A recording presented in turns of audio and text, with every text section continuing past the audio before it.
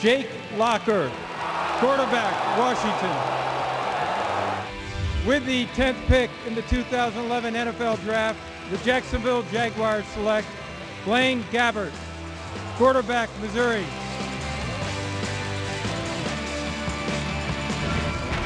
AFC South, Jake Locker, the heir apparent to VY in Tennessee.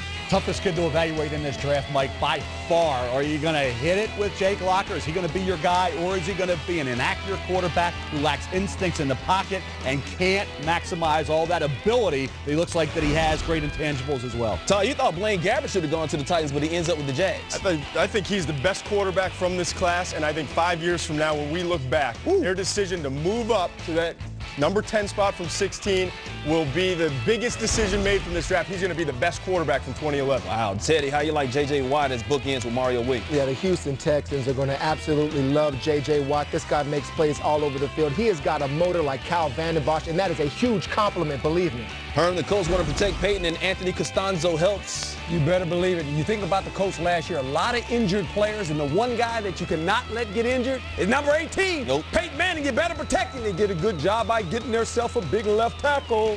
That's a big boy, 22nd overall going to the Indianapolis Colts. They drafted 2 first-round offensive tackles in their first 2 picks in the draft. Jacksonville traded up once again to get Gabbert. You heard what Todd had to say about that and took guard William Rackley in the 3rd round. Houston upgrading their pass rush, J.J. Watt, Brooks Reed, while Tennessee shocked people a little bit, as Todd said, with Locker 8th overall before picking linebacker Akeem Ayers in the 2nd round. All right, Mel, your overall grade for the AFC South. Well, I think the Indianapolis Colts. The Indianapolis Colts address their needs, and that's the most important thing you need to do on draft day now, I think, is go after players that can help Peyton Manning, and I think that's what they did with Costanzo and Ajalana. I think when you look at teams in this division, the Houston Texans, to me, are the most interesting because their offense is balanced and they can score. Did they do enough on defense? We'll discuss that. And I think when you look at the Tennessee Titans, if you hit with Jake Locker, could be a home run or it could be a strikeout. I tell you, that's the quarterback. Say it ain't so. He'll determine where this division is 3-4 years down the road. No, I'm not as high, by the way, on Gabbert as you are. No, you've made that very clear in the last couple of months. I think the Houston Texans hit a home run in this draft. They came in, they had a lot of needs of defense. This is the worst pass defense in the NFL a year ago, so what do? They bring in Wade Phillips. They beef up the defensive front. J.J. Watt not only is one of those 2-gap guys that takes up space, he's 290 pounds and he can get after you. He finishes. He's a playmaker. Also, I think one of the best pass rushers and maybe the most underrated player in the entire draft, Brooks Reed. They get their 2nd pick out of Arizona. This guy is high motor, high energy all the time. I loved the Houston Texans draft.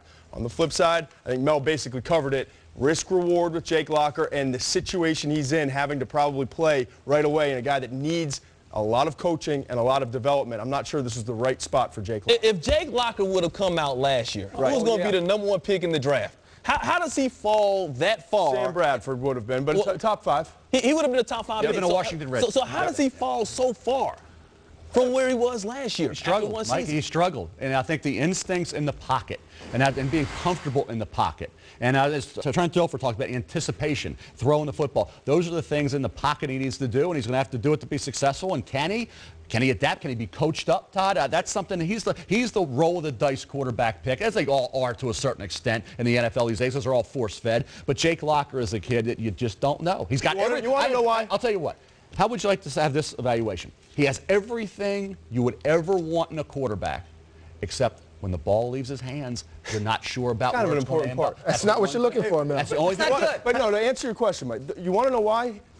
He still is number 8 this year. He's still the 8th overall pick. This guy is But you guys are questioning But him. he's loaded with talent. And that's why he could have gone 4 last year. And he was coming off a season where he played well. The assumption was, we all thought, that he was going to continue to get better. Steve Sarkisian comes in, was part of the coaching staff with USC that trained all these guys, Mark Sanchez, all the way back to Carson Palmer. So you thought he'd keep getting better, and he didn't. Could it be the guys around him? Could it have been the guys around him more professional? No question. I think Steve Sarkisian took the ball out of his hands, not running the ball. He says, hey, Jake, run it, because you could run it great. But some throws. He made a great throw against BYU. They're down there ready to win the game. Run, quarterback draw, throw on 4th and 8. batted down, game over. I mean, you got a quarterback with the skill of Jake Locker. That tells me that maybe they didn't have enough confidence in Locker throwing the ball. And I think that was evident as the season moved along, Todd. And I think that was one of the reasons why, if they're not believing in Jake Locker throwing the ball, I'm not talking about running it, throwing it, then with the NFL. That's why I was a little surprised Tennessee at 8 took Jake. You're talking about that running game. I think they're going to try and lean on that running game there in Tennessee with Chris Johnson. And if I'm a defensive coordinator, you've got sort of an unknown commodity at quarterback. You load the box versus that running game, and you force Jake Locker to stay in the pocket and complete third and long situations. That's what he's going to have to do in this league. That's who he's going to get better. But when we talk about this division,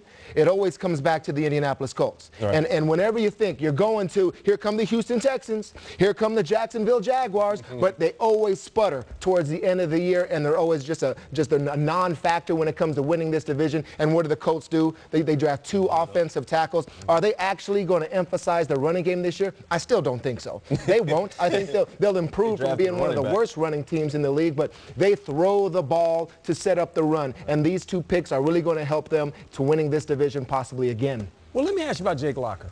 What does he do well? He runs. He completed nearly 70% of his throws outside the pocket. Oh. Yep. Do you want me to stop there? Keep going. Answer me this. Yep. Vince Young, when he played quarterback for the Titans, what did he do? Made plays outside of the pocket. Oh, how about that? You think they might use the same offense for this guy? Maybe. Let's put a little bit of this on the coaches, too. I mean, they understand what they're drafting. Did they reach for the guy? I'm not going to argue that point. But they understand the offense they had prior. They've got a guy similar to Vince Young, can get outside the pocket, got a strong arm, can make some plays on the run. So if he can do that, you got a chance. And you said it before, you got who's that running back? Chris Johnson. Oh, yeah, he's a pretty good player. Yeah. So that's what they're trying to build here. So we can knock the guy all we want. But he kind of reminds me of the guy that just left there. But big picture. Oh, big picture. Okay, you got Peyton Manning. Yeah, I get it. And then what else do you have in this division? Matt Schaub, you've got Houston. Yeah. I think there's 2 teams that have quarterbacks are the 2 teams that got better. I think that did the best in this draft, and are the 2 teams that right now are the teams to beat and compete with in this division. I understand that, but I'm just arguing the point of Jake Locker. We're beating up Jake Locker, but Jake Locker is really going to a system that Vince Young ran, and it kind of fits what he does. Similar to what Christian Ponder did in Minnesota. Now you got a good running game. Just hand the ball off to Chris Johnson, let him make plays, and hope for the best. I get all That's what you got. All right. Good Go stuff. on all day, Coach. All right, when we get back, mail is